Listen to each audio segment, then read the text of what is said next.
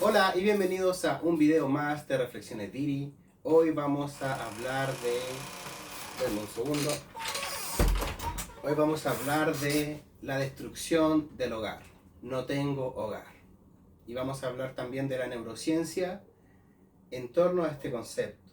También vamos a mezclar conceptos de psicología y filosofía para entender a qué me refiero. Bueno, vamos a partir potente. El cerebro busca la supervivencia. No le interesa lo moral, lo correcto. Eso de lo moral, lo correcto, esa revisión del porqué de las cosas sucede en una capa muy superficial en el reino de la conducta consciente de la persona, propia de la neocorteza, ¿no es cierto? Esta capa del cerebro que surge, creo que hace 200.000 años en la evolución y que nos dio el gran salto. Pero la base de nuestra conducta es absolutamente inconsciente. Podemos interactuar y cambiar ciertas cosas. Hace poco me terminé el libro de Joe Dispenza, El Deja de Ser Tú, que habla bastante de esto. Pero aún así reconoce que hay un gran esfuerzo que hay que hacer. Entonces, eso es lo primero. Nuestra conducta es inconsciente y busca la preservación de la especie, busca la eficiencia, busca la termodinámica, la homeostasis, recuperar el equilibrio, el metabolismo, en un montón de circunstancias busca eso. ¿Qué significa esto? Y llevándolo al tema que vamos a hablar actualmente. Si estás acostumbrado a relaciones tormentosas por la propia inercia de ese mecanismo de mentalidad y comportamiento, vas a considerar normal, familiar, ¿ya? Eso, relaciones caóticas. Y las relaciones estables, donde quizás se esté empezando a formar el amor incondicional, el amor más puro según Aristóteles, el amor en virtud, ¿no es cierto? No en utilidad o por placer, sino en virtud, el querer el bien del otro.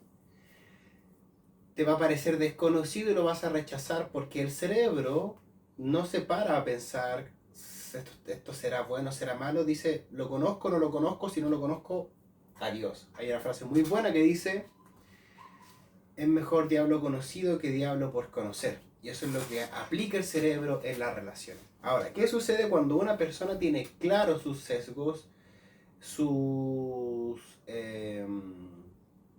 heurísticas, sus atajos mentales, su marco de conducta, y encuentra que hay fallas y que quiere cambiar?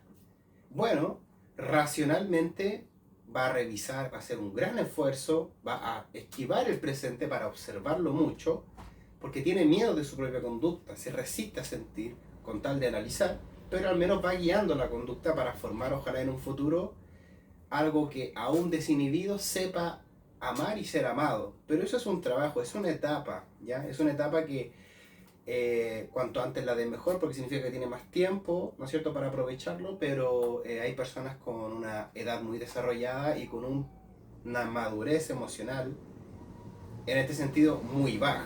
Recordemos que esto se aplica a todo tipo de relación, incluso con un animal, con nosotros mismos, con la pareja, con la familia, con todo, ¿ya?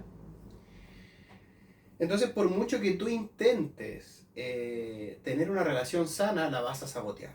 ¿Qué parte de ti la vas a sabotear? La parte que aún no incorporas, ¿no es cierto?, en este trabajo que habla Carl Jung, de la sombra, que te va a intentar sabotear porque quiere reorientarte. Y ahí empieza una lucha interna que va seguida de un montón de estrés mental. Hace poco estaba escuchando a una persona en un podcast de Roca Project que le encontraban el ikigai a las personas, el sentido de la vida de las personas, y le decían,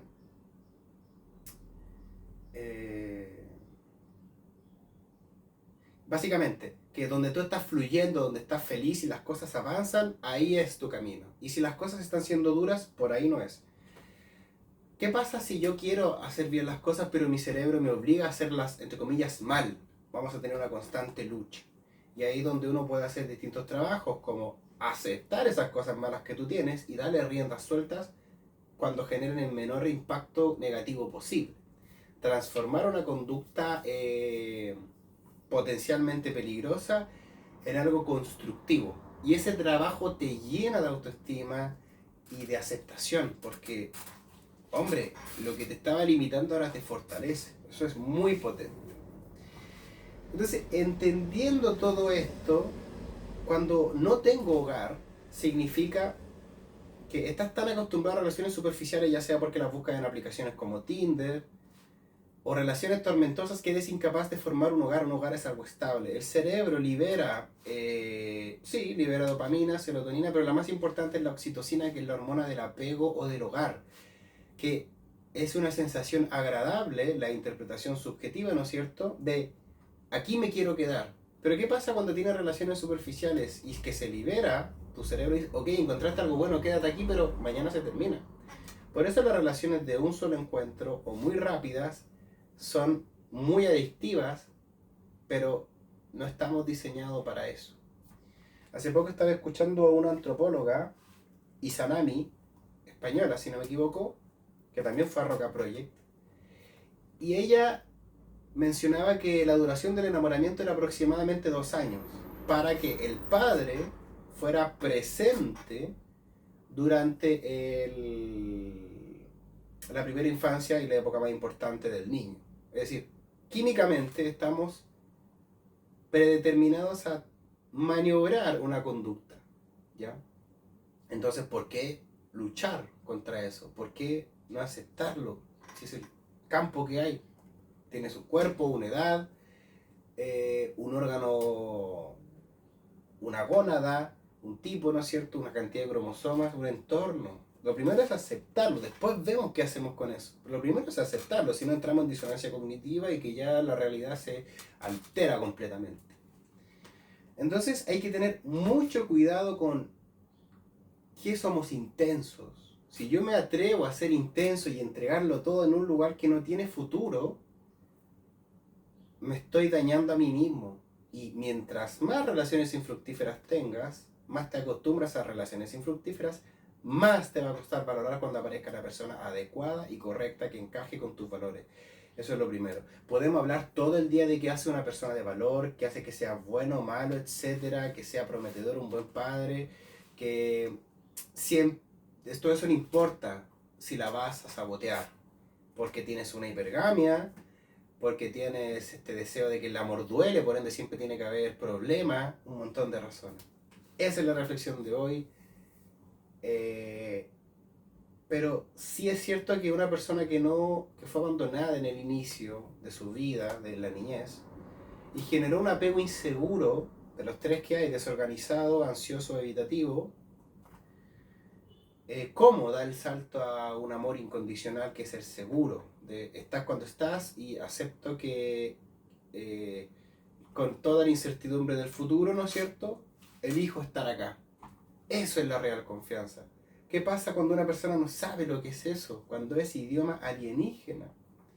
Y eso es tremendamente complicado y por supuesto que se puede aprender porque estamos equipados para aprenderlo, pero será el resultado de un proceso muy largo y muchas veces doloroso. Pero igualmente lindo y precioso, y que yo creo que vale la pena pasar por eso. Así que nada, eso ha sido el video de hoy. En búsqueda de un hogar, nos vemos en un siguiente video. Adiós.